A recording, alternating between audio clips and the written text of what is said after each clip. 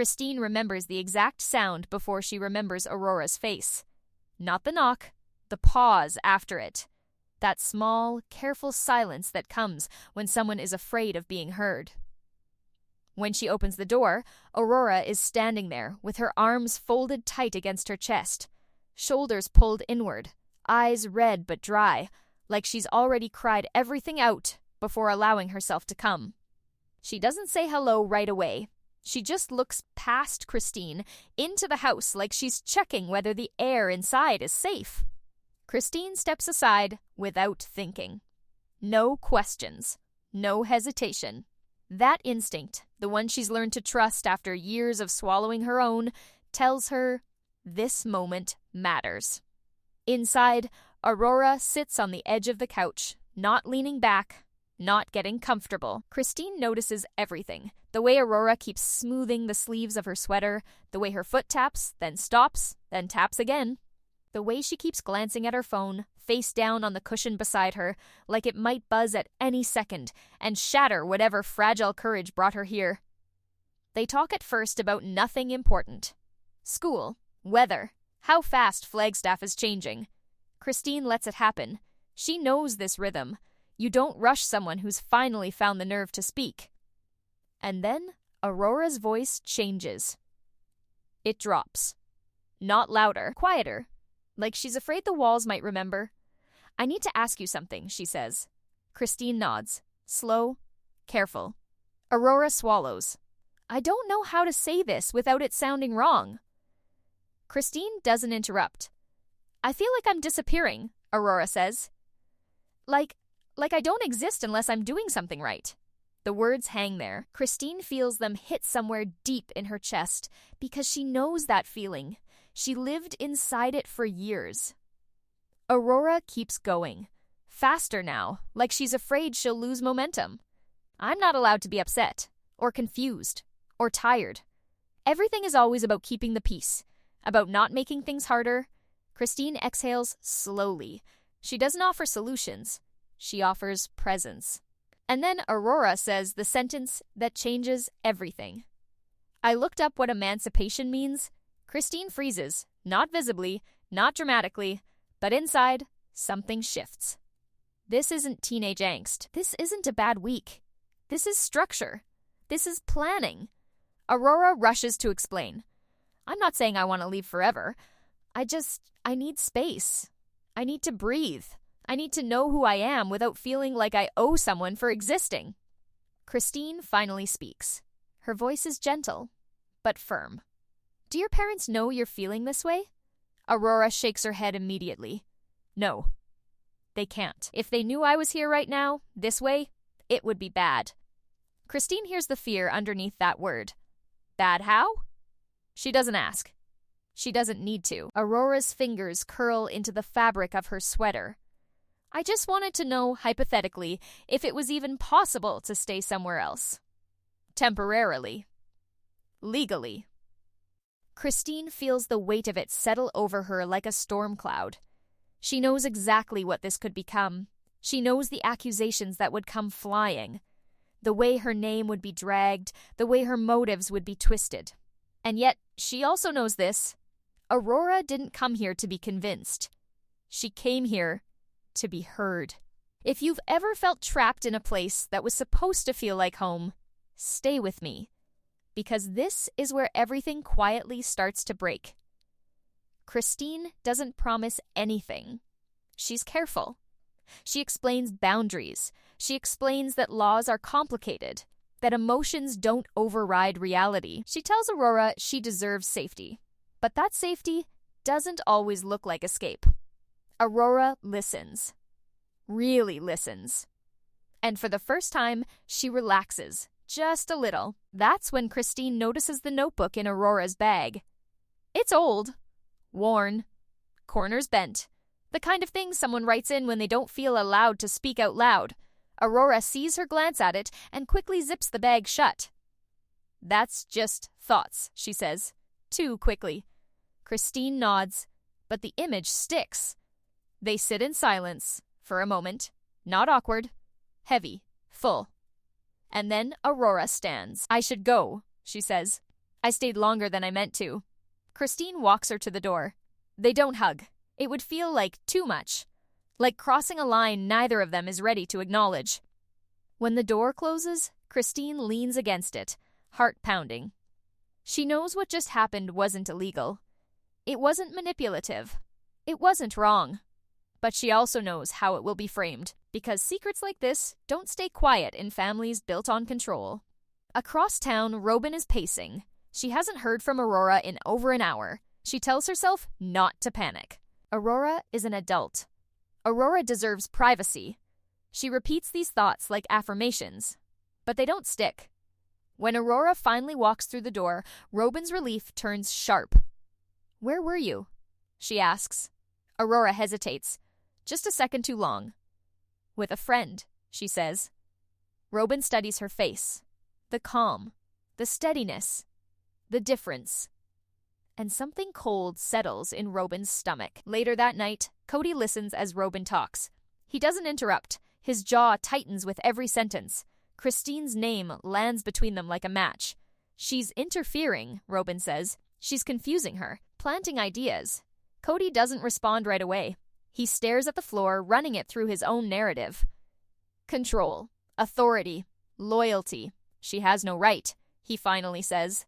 But the seed has already been planted, because the moment Aurora asked about emancipation, this stopped being a family issue and started becoming a legal one. The next day, Christine gets a text she doesn't expect. Not from Aurora, from a lawyer. It's polite, neutral, chilling. A request for clarification, a mention of concern, a warning wrapped in professional language. Christine's hands shake as she reads it. The meeting leaked. Someone knows. And somewhere, whether Aurora intended it or not, a quiet conversation on a couch has begun turning into a case. Christine looks back at her front door, remembering the pause before the knock. And for the first time, she wonders whether answering it will cost her far more than she's ready to lose. And just wait. Because what Aurora wrote down in that notebook is about to change everything. The lawyer's message doesn't accuse. It doesn't threaten. That's what makes it dangerous.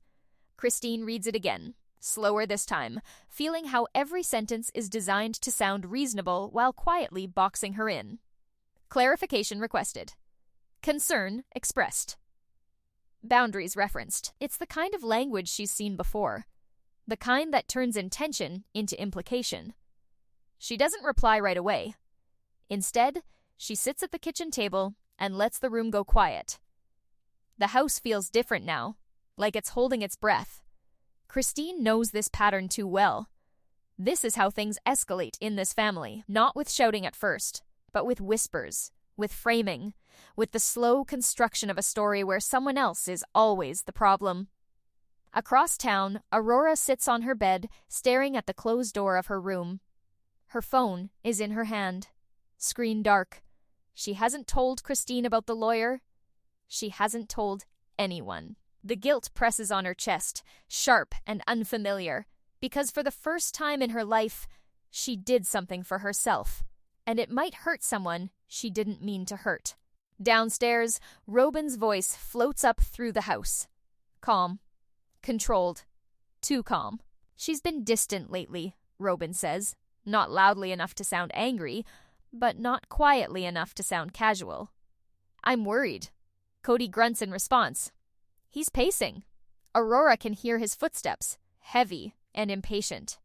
The rhythm alone makes her stomach twist. Robyn continues. I just want to understand who's influencing her, because she didn't used to question things like this. Aurora presses her back against the door, heart pounding. That word, influencing, lands like a verdict. It takes her right back to childhood, to the unspoken rule that feelings are acceptable only if they align with expectations. She thinks about Christine's living room. The way Christine didn't rush her, didn't panic, didn't tell her what to do. The quiet safety of being listened to without being redirected. That was an influence. That was oxygen.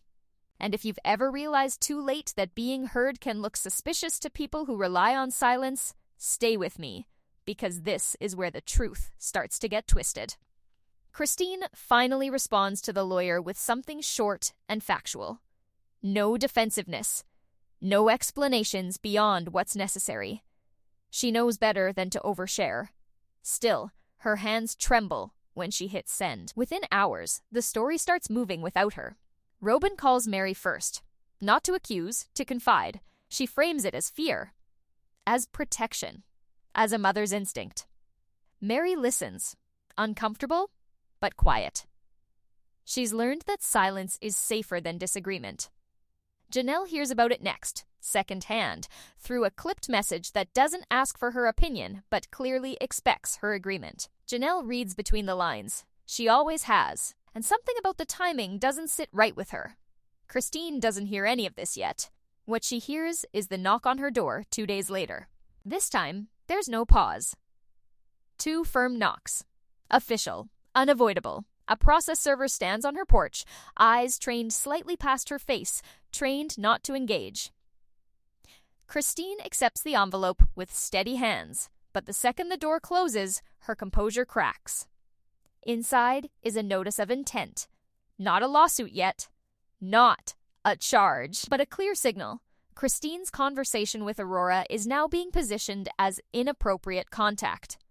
Parental alienation is mentioned, lightly, strategically, like a warning shot across the bow.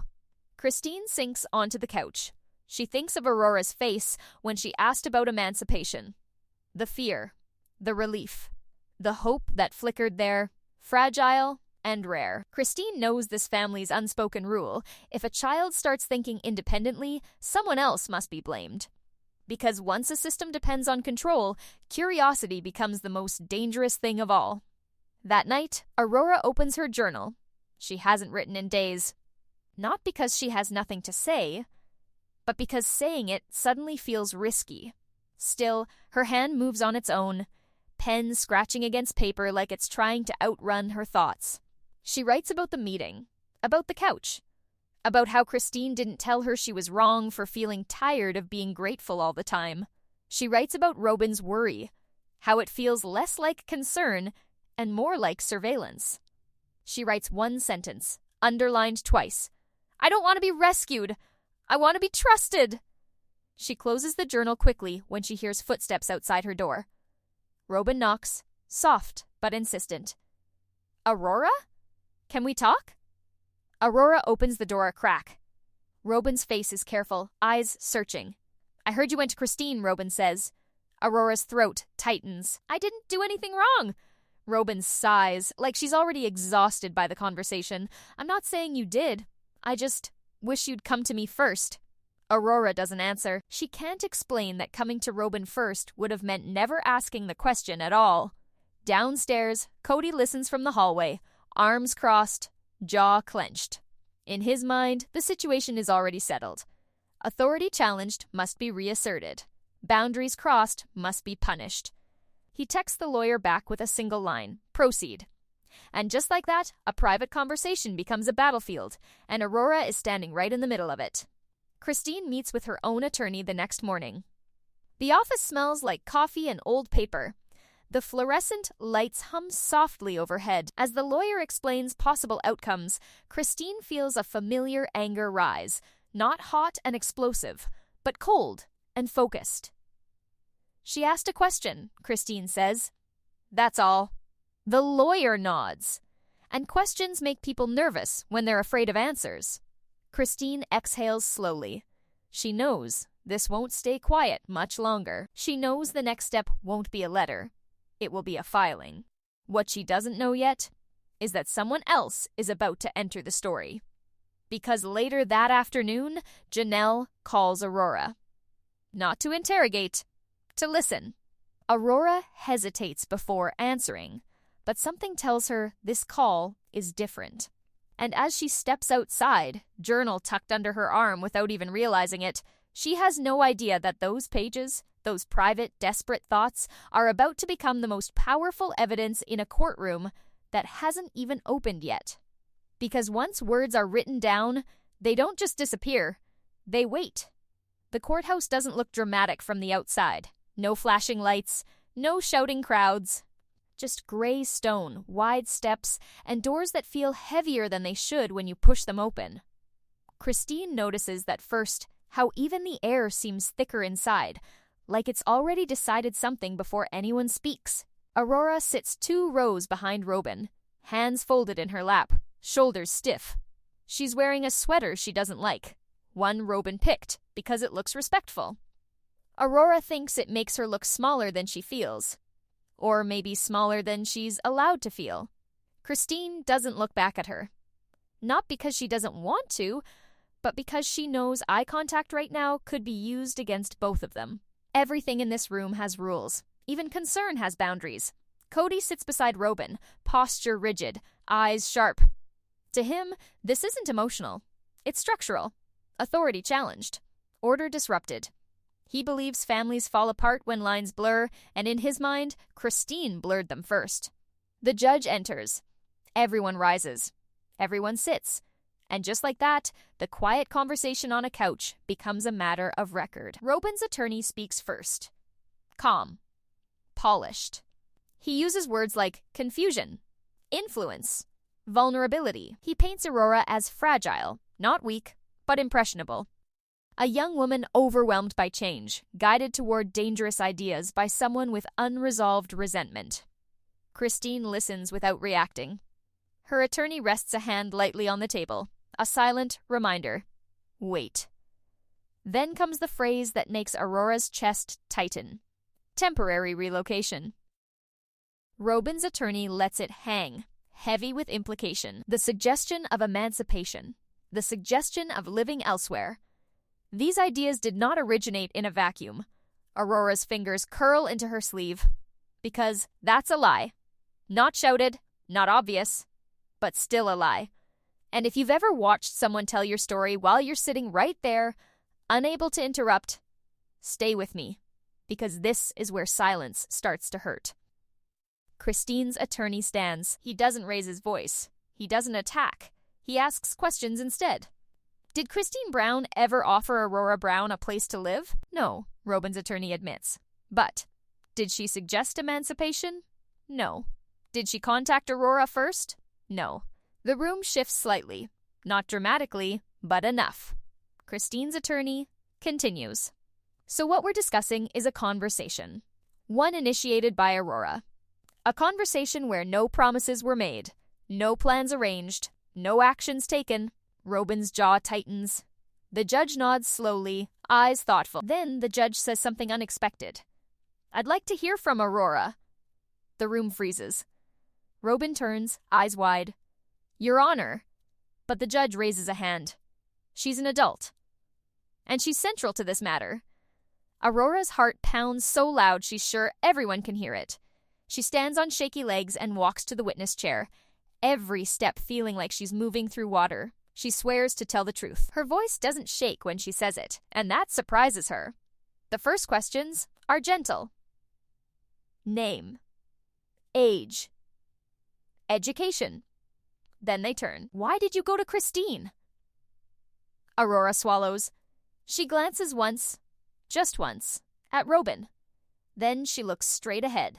Because I felt like I wasn't allowed to feel anything without permission, she says quietly. A murmur ripples through the courtroom. Robyn shakes her head, barely perceptible. Aurora continues. I wasn't looking for a place to live. I was looking for information. I wanted to know if I had options. Why? The judge asks.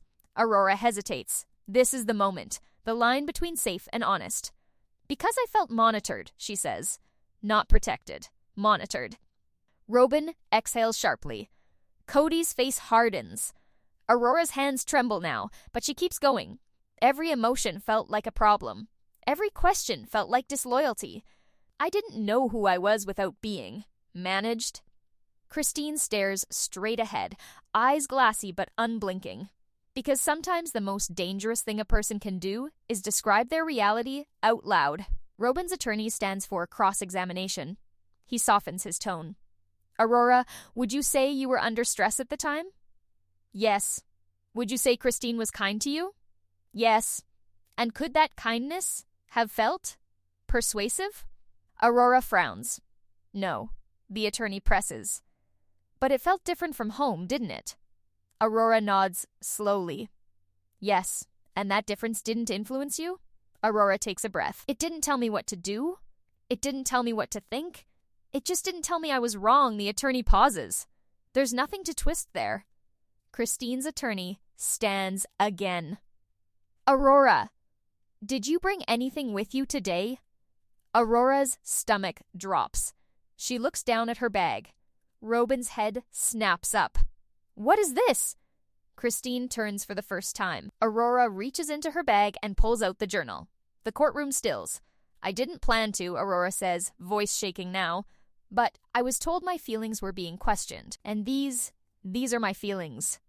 Robyn whispers, Aurora. The judge leans forward. What is that? My journal, Aurora says. I've been writing in it for years. Christine's attorney asks carefully, does it document your emotional state at home? Aurora nods. Robyn's attorney jumps up. Your Honor, we object. But the judge holds up a hand. I'll allow limited review. The bailiff takes the journal. Aurora's chest aches as it leaves her hands. Those pages were never meant for this room. They smell like late nights and quiet tears. Like survival. As the judge flips through the pages, expressions change. Brows knit. Jaw tightens. Christine feels it before she sees it. This isn't going the way Robyn expected. Because written words don't adjust themselves to protect narratives. They just sit there. Honest. Waiting. And what Aurora wrote in the margins, the things she never said out loud, are about to shift everything. The judge looks up. We'll recess, she says. I need time to review this. The gavel strikes. People stand. Murmurs erupt. Robyn reaches for Aurora, but Aurora steps back instinctively. Christine doesn't move. She doesn't smile. She doesn't celebrate. She knows better. Because this wasn't the explosion. This was the inhale. And when court resumes, the air won't just be tense.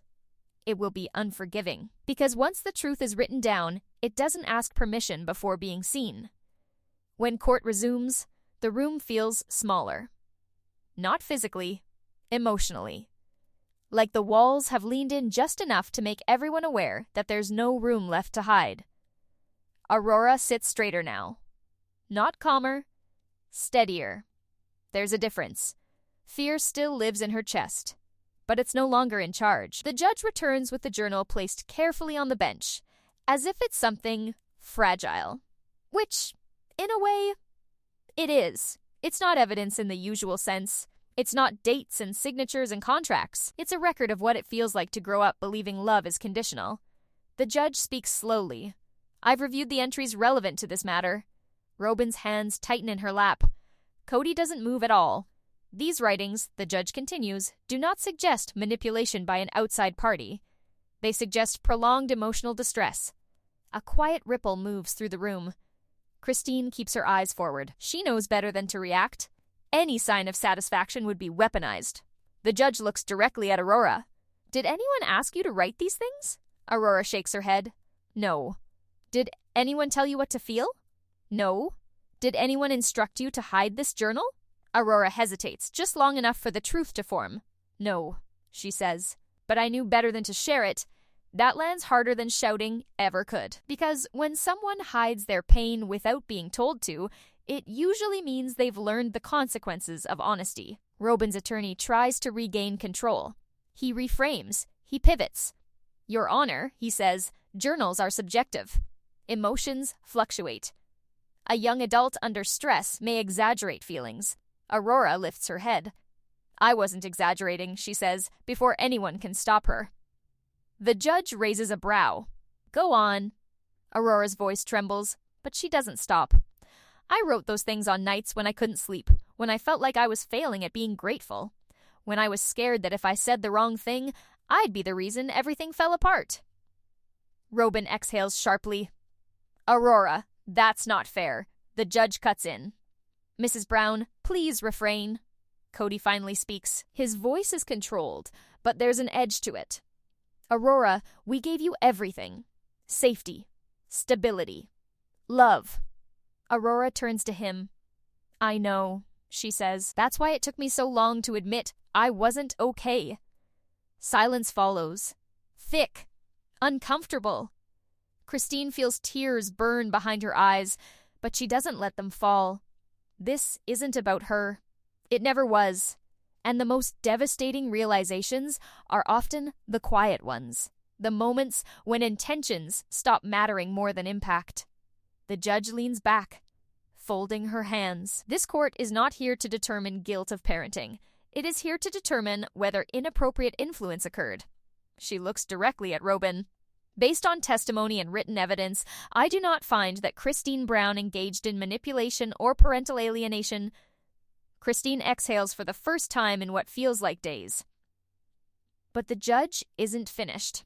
I do, however, find that Aurora Brown is experiencing emotional strain significant enough to warrant independent support. Robyn stiffens. What does that mean? It means, the judge says calmly, that Aurora has the right to seek guidance, counseling, and safe conversation outside the immediate household without fear of reprisal.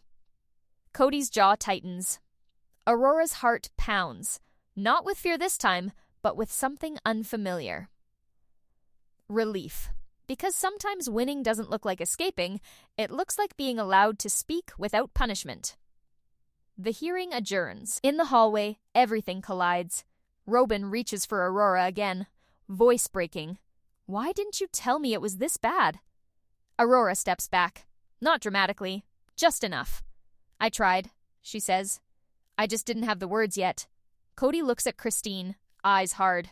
This isn't over. Christine meets his gaze. Calm, unflinching. It never is. Janelle stands nearby, watching quietly. She says nothing, but the look she gives Aurora is something new. Respect. Recognition. Outside, the air feels colder. Cleaner.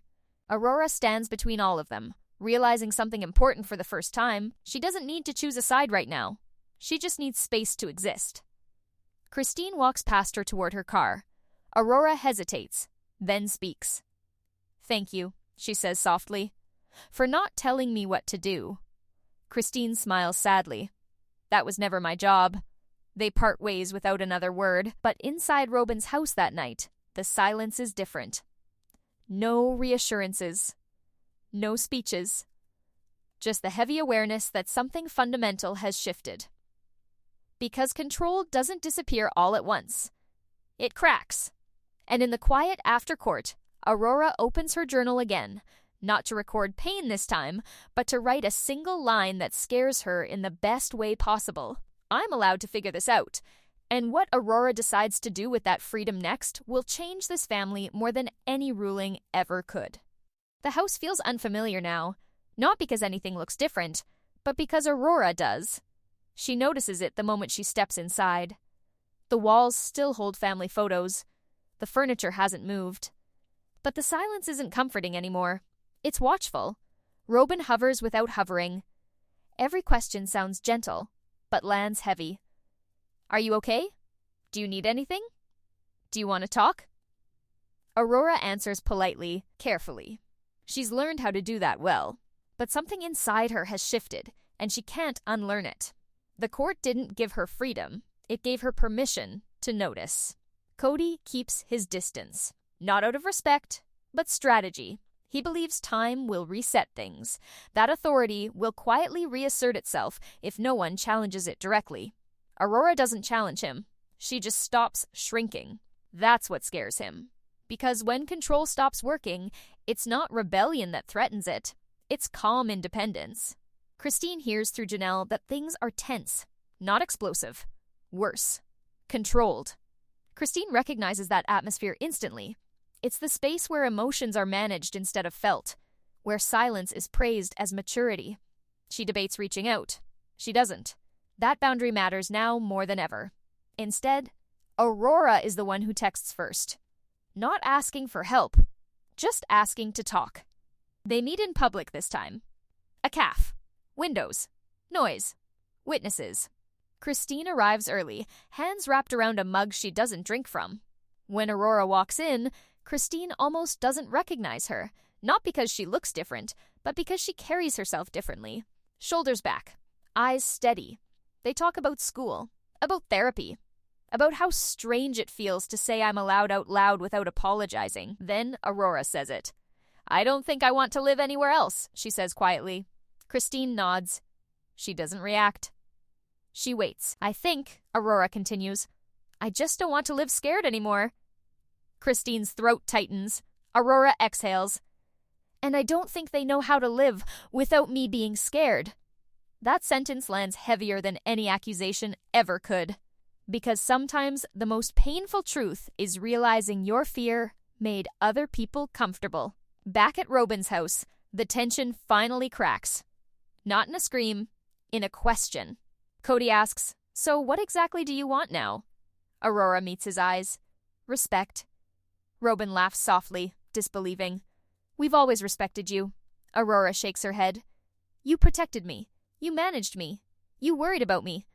But you didn't trust me. Robyn's face crumples. That's not fair. Aurora doesn't raise her voice. It's not meant to be. That's when Robyn cries.